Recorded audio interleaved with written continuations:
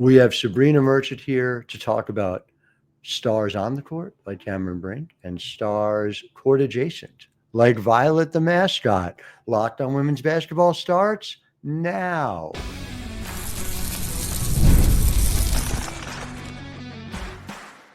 You are Locked On Women's Basketball, your daily podcast on women's basketball. Part of the Locked On Podcast Network, your team every day.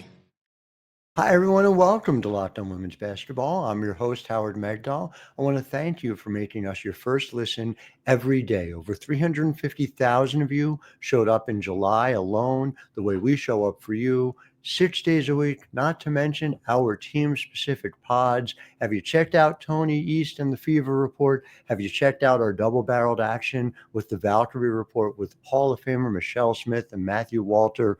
Make sure you enjoy, again, not just me, but the incredible team across the board at the 9 Basketball, powered by the Nets. And if you want them all in your email inbox, go ahead and subscribe. Over 100 reported pieces every single month, plus every podcast, right to your inbox. $9 a month, $72 a year. The9basketball.com, THEIX basketball.com. And for those of you who care about the sport the way I do, and I know so many of you do, I can't really think of somebody who gives me better insight on a day in, day out basis than my friend Sabrina Merchant from The Athletic, from No Offseason WNBA show over at The Athletic. Sabrina was in LA to be able to see Cameron Brink last night and has been able to give us insights around the league all season. Sabrina, just want to start with Cam. Later on, we're going to get into Violet, and the really important stuff. But Cameron Brink, since she's been back, has been a force from this perspective. What are you seeing so far? Yeah, I mean, it's just been so delightful to watch her come back and be the same defensive monster that we've come to know and love from her Stanford days, and even those first dozen or so games that she played with the Sparks in 2024 before tearing her ACL last year. You can tell the way she not just deters shots, but makes people second guess wanting to go to the rim in the first place. I mean, it happened with Nneka Ogwumike of all people when they were playing the Seattle Storm, where Nneka just sort of saw it and was like, you know what? Maybe we'll try something else on this particular possession.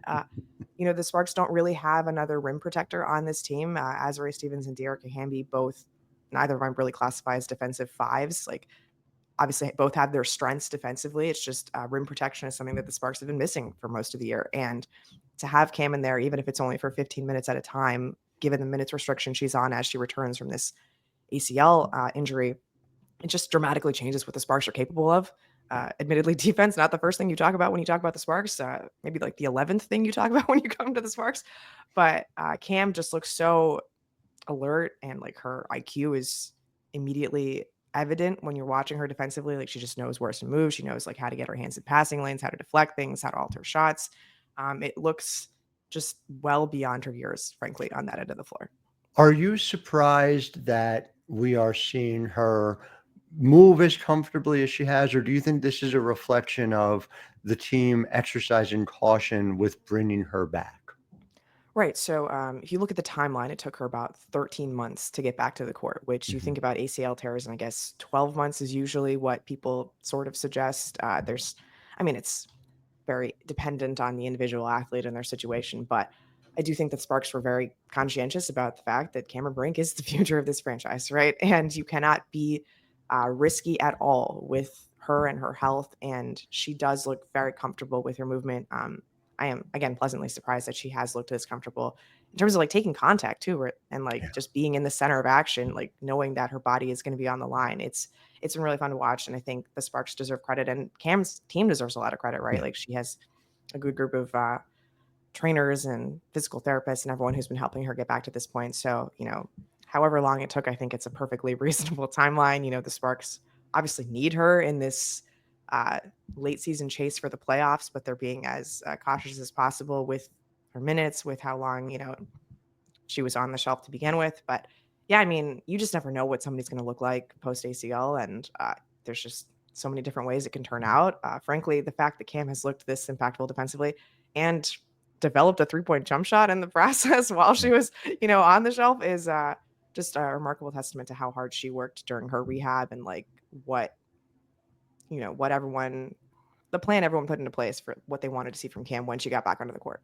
I mean, that's the part for me that is so significant. And you and I have both covered players who have done this at different times. When you're rehabbing an injury, they take on a skill. But that was like the critical thing coming into the pros, right? There was this assumption that she was going to be able to be an impact, a force on the defensive end. Could she get to a point where she was offensively efficient enough to be the difference between someone who was obviously the floor was like a regular contributor, but the ceiling is an elite player, somebody who's on the short list of the very best in the league.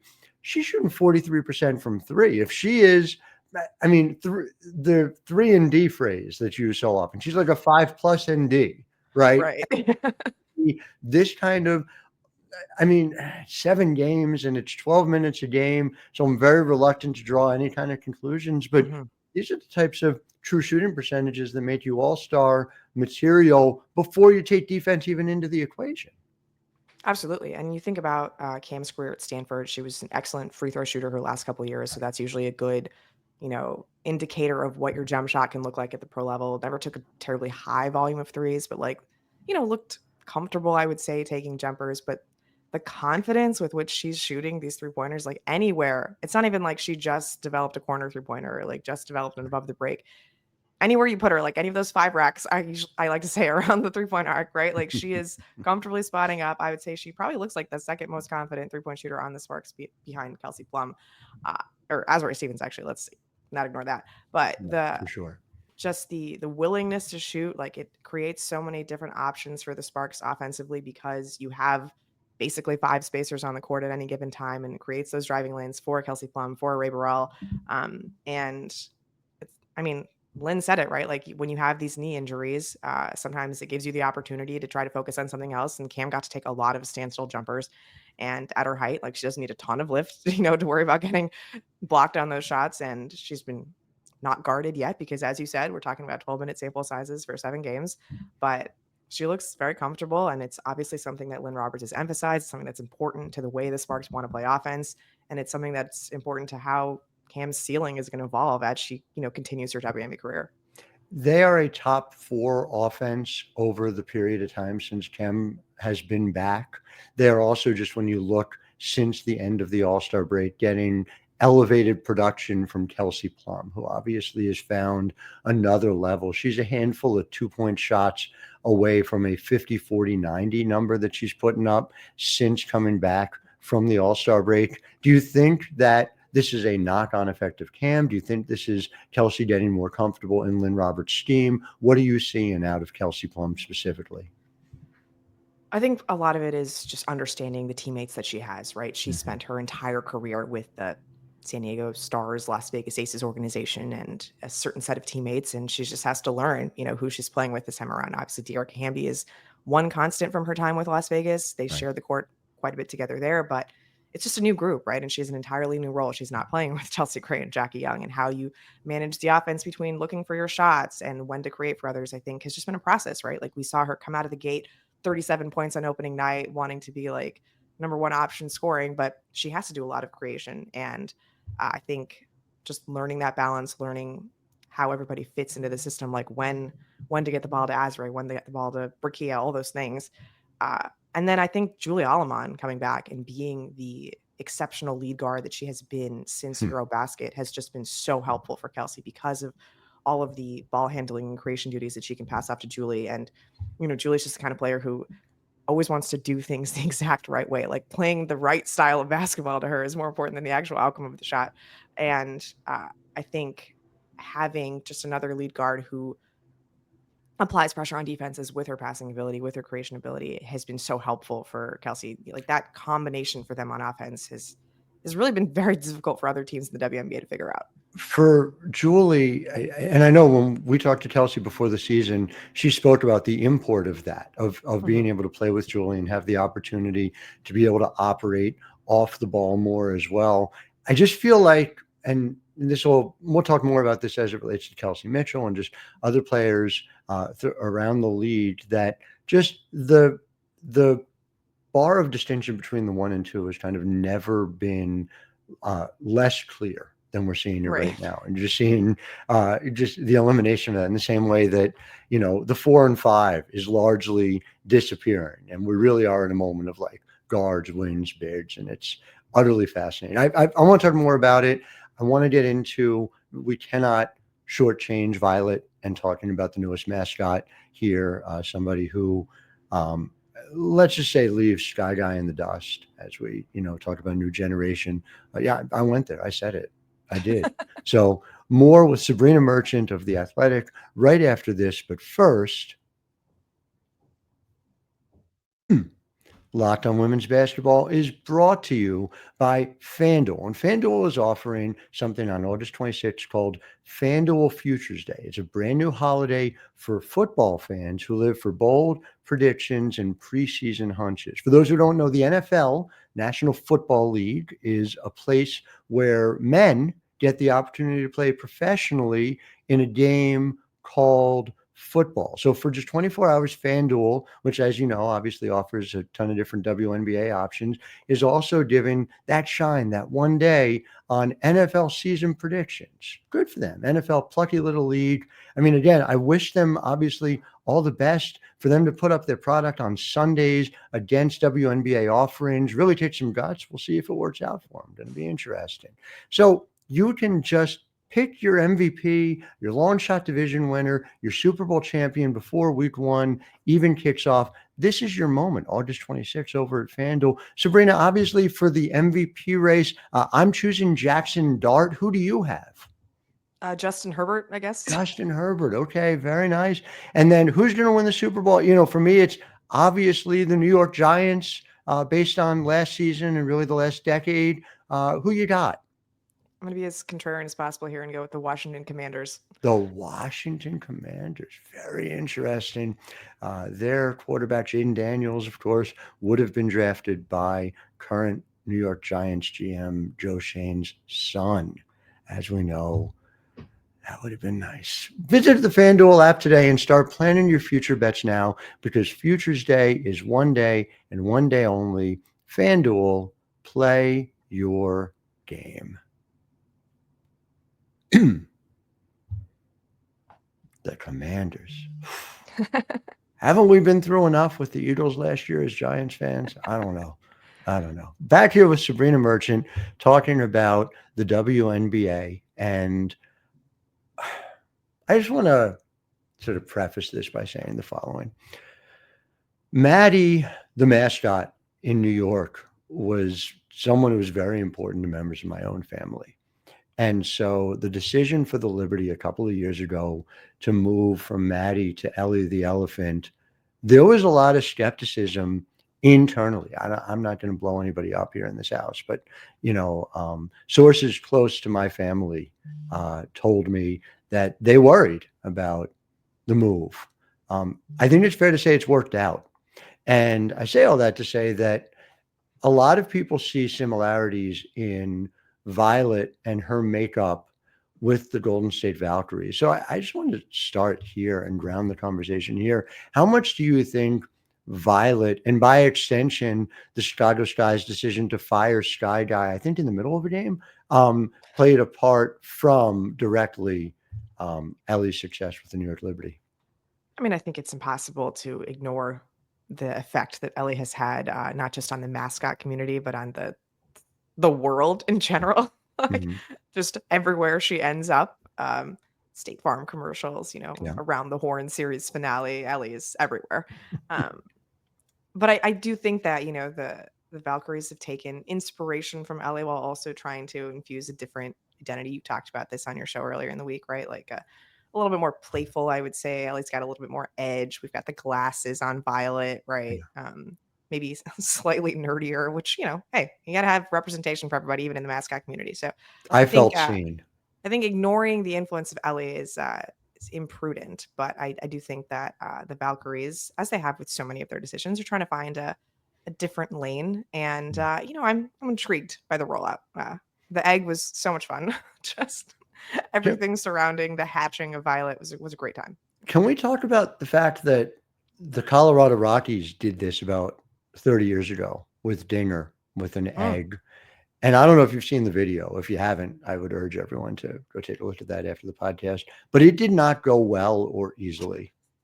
And it felt like, looking back in hindsight, like an omen for the next 30 years of the Colorado Rockies. So do you think that the Valkyries doing this, and I guess by extension, playing really well on the court and having sold out arenas consistently, but most importantly, obviously, with their mascot rollout, are showing what the franchise is capable of becoming?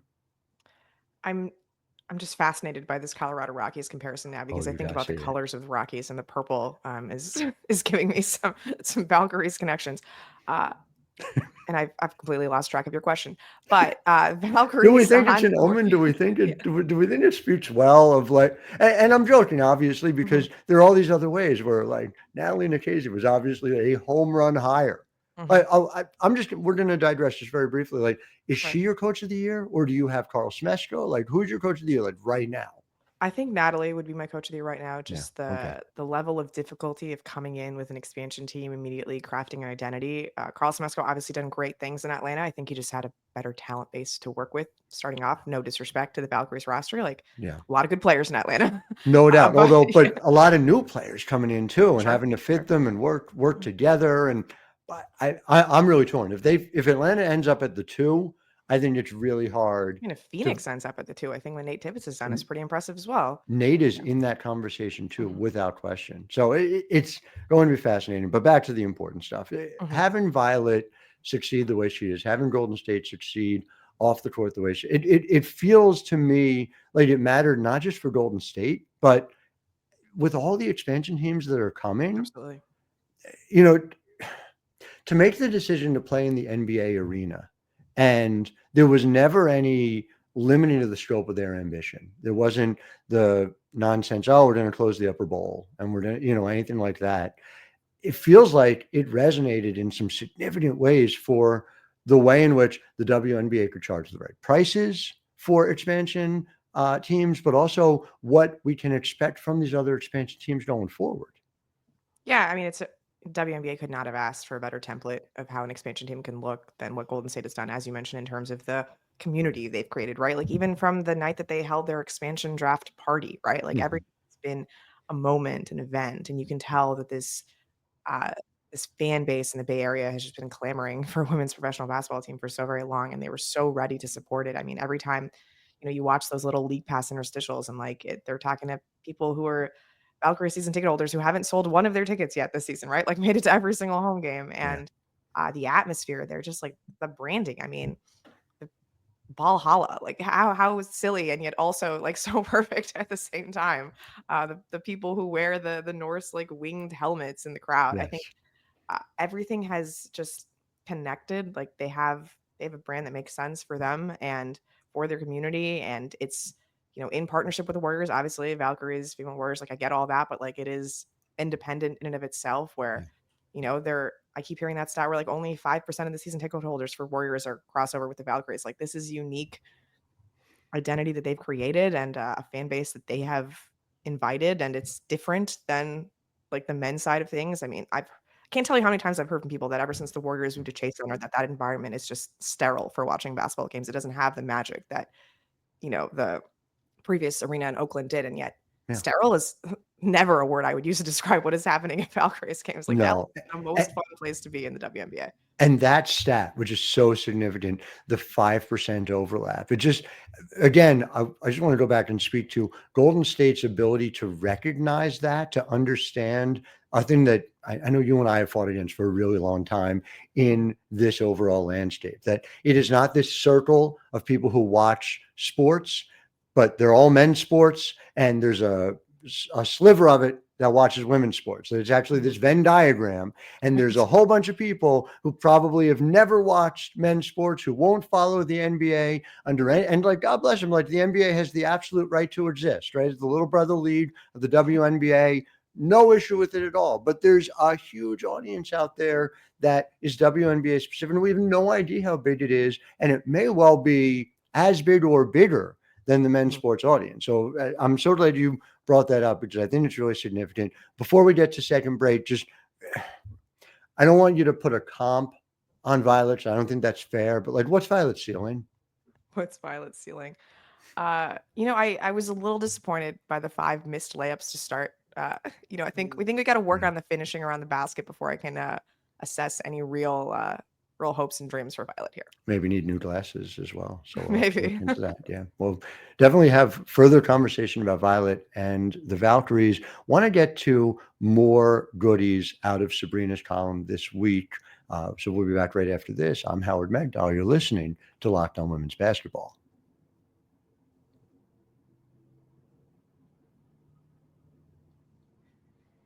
Back here, final segment with Sabrina Merchant of The Athletic. No off-season podcast. Make sure you subscribe, listen. Much to learn from her always. I want to get into a couple of details out of her column. It's on Monday. It'll be in the show notes, making sure you check out everything that she writes. Kelsey Mitchell, is she a 1? Is she a 2? And I say it in light of the thing we were talking about earlier on as it related to Kelsey Plum. I say it because this was the biggest question about her when we talked to WNBA front office people when she came out of Ohio State. It was this question with her. It was this question with Jewel Lloyd. It was this need to define who she is. Do you think that the league is at a point now where that definition serves any purpose whatsoever? I still think that having a good creative ball handler on the court matters. I mean, I watch Phoenix and I'm like, do we need a point guard? Like Alyssa Thomas just does these things anyway. Right. I think I'm probably like on the positionless. I think you use this term position full spectrum. Right. Within the W, I probably lean towards the position full a little bit more. I think there are just certain roles like offenses and defenses tend to employ, but as far as lead guards, like we're just seeing more and more lead guards who can create and score at the same time. I mean, the college game is just filled with them right now. Yeah. I think if there is a lack of distinction between 1 and 2, I see it more at the NCAA level right now than I do with the WNBA, which means we're just a couple of years away from it infiltrating the pros. But yeah, Kelsey Mitchell, I mean, we've really seen her mostly as a 2 in her WNBA career. And, Right. the success that she's had next to Caitlin Clark, who another player, honestly, 1 and 2, like doesn't really serve her distinction. But the rash of injuries in Indiana, I think, is just sort of opening the box of what Kelsey Mitchell has always been capable of, but, now has to do a little bit more of. I'm sure they would not want to have it this way, obviously. But when your backup option is Kelsey Mitchell point guard, like not such a terrible thing, right? Player who averaged like 4 assists in college, which is a big number because they are a lot stingier with the way they distribute assists in college than they are in the WNBA. You are correct. And again, in a lot of ways, the fact that Kelsey Mitchell lived through some of the lean years in Indiana has made a difference, I think, over this period of time too, because she has had to do more / everything at different points during her Fever tenure. And so being able to carry the team the way she has during this period of time in the backcourt seems to me a direct consequence of having that experience, being able to do it along the way. But to your larger point, when I talk to people about this, like when I've done like Caitlin Clark book events, people are like, what is ahead? And one of the biggest things I talk about is whatever we're seeing now has an impact on what that 9, 10, 11-year-old kid is working on. So by the time she gets to the college and pro levels, you're seeing a difference. And so what were we talking about 10 years ago? Things like Brianna Stewart being a big who could handle the ball, Elena Deladon in her prime. And now we're seeing this as just the regular thing, the normal thing for players their size. And so I just can't help but wonder whether the fact that we're seeing these lead guards who are as skilled. I mean, Sabrina Ionescu is another great example. What Sabrina is doing in New York and has had to take on more while Brianna Stewart's been injured. And they were early in the year, their offense was running around point Stewie. And so now it's Sabrina again operating, especially down the stretch. You don't necessarily have Natasha Cloud on the court at different times. You have essentially Sabrina and Leo Fibic at the 2 at times. 6'4" is ridiculous. Kelsey Plum was going through it again last night. I'll tell you that. Correct. Exactly. I mean, and it just boggles the mind that New York can throw Leo at these guards. But the bottom line is this feels like it's going to become the expectation now. instead of the unicorn. And, I pointed this out a few years ago as it related to Stewie and Elena, that because they were unicorns, now unicorns are a dime a dozen, if you'll forgive mixing the metaphors. So do you think just that's where we're headed by the end of the decade? All these NCAA guards are going to graduate, and a point guard who can't shoot at an elite level, I don't just mean can knock down the three when open, but can knock down the contested three. Doesn't that feel like that's the new standard we're headed toward? Yeah, I mean, I don't think you can run a successful offense unless you have a point guard who's also a scoring threat, right?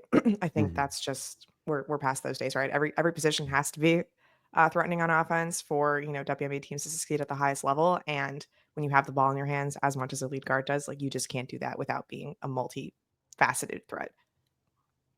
Do you think, bottom line, just a couple other things I want to hit on, the Las Vegas Aces have figured something out? You wrote in your column this week, and we noted this. Kelly Johnson has been writing about this over at the Next as well. Just that the lineup change didn't really shift their net ratings in any significant way, but they are winning a lot lately. Are they winning because they're playing against some of the non-playoff teams, or do you think they figured something out?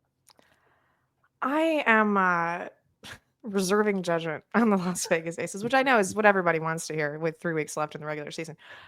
Maybe 4 weeks, I don't know. We live in the gray area here, so do not run away from it. We're not looking for the hot take. We want the opposite, so that's okay. I think A'ja Wilson being A'ja Wilson and looking more A'ja Wilson now, which I'm using as an adjective now, is the most important thing for Las Vegas. When you have a player who is singularly capable and dominant and just a matchup nightmare on any given possession, that is the most important thing, and they have that, and she looks phenomenal. I mean, first 30-20 game in WNBA history, like that. Those numbers speak for themselves, right? I still just I'm not always sure of where beyond Jackie Young the rest of the production is coming from, and as you mentioned, the numbers haven't really shifted with the lineup change. Maybe the vibes have shifted. That's important, a locker room culture is obviously critical to how you get through a long season of 44 games. But yeah, I am more inclined to believe that this stretch is a schedule related boost than it is a meaningful shift in the Las Vegas Aces ceiling. They do get the Liberty tonight. A short-handed Liberty team on the second night of a back-to-back, but a Liberty team that is the defending champion nonetheless. So how they start to pick up against a meatier portion of their schedule is something I definitely have an eye on. For now, I am less convinced that this is a meaningful shift than, oh my God, they're 6-1 with a new starting lineup. Everything is fixed in Las Vegas. I'm not there yet. To your point, I'm really curious about tonight. I'm especially curious too Friday night at Phoenix. I think we're going to learn some significant things. Bottom line is you say that, there's only 3 weeks left, but there's so much more to be written in this story. There are teams who could very easily finish 3-4 and could almost as easily finish 8-9. And that's going to matter when it comes to playoff seeding. That's going to matter for the way in which these teams are discussed. This is going to matter as it relates to who's going to want to sign where in the offseason, where everyone, with the exception of the rookies, Lexi Brown and Kalani Brown, are going to be free agents after the season. But delightfully, so much more to figure out, and Sabrina Merchant around to show us the way. Amazing work at The Athletic, no off-season WNBA podcast. Sabrina writes about everything except the baseball team she roots for. Thank you so much for being on our show. To our listeners, thank you for making us your first listen every day. Again, Lynn Roberts will be with us next week. We're working to reschedule that right now. Tomorrow, an upgrade in the host chair. You get Chelsea late, and we're going to have extra special coverage for you out of Vancouver all weekend long. Chelsea is on the scene. Our Bella Munson, who covers the Seattle Storm, is on the scene. So much to come. Until then, I'm Howard Megdal, wishing all of you a wonderful Wednesday.